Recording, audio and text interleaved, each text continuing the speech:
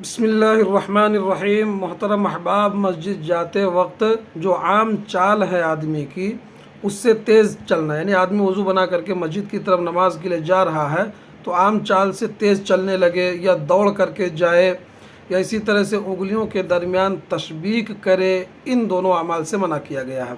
اللہ کے نبی صلی اللہ علیہ وسلم نے فرمایا اذا سمعتم الاقامۃ فامشوا الی الصلاۃ وعلیکم بالسکینۃ والوقار ولا تسرعوا فما ادرکتم فصلوا وما فاتکم فاتموا، یعنی جب تم تکبیر سنو اور نماز کے لیے مسجد کی طرف جاؤ تو دوڑو نہیں،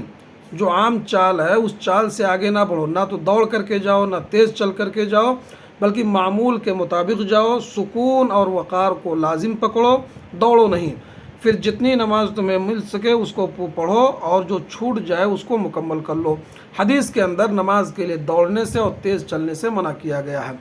تشبیک، دوسری حدیث کے اندر اللہ کے نبی صلی اللہ علیہ وسلم نے فرمایا اذا توضأ احدکم للصلاۃ فلا یشبک بین اصابعہ، جب تم میں سے کوئی وضو کر کے گھر سے مسجد کی طرف نماز کے لیے نکلا ہو تو اپنی انگلیوں کے درمیان تشبیک نہ کرے۔ تشبیک کیا ہے؟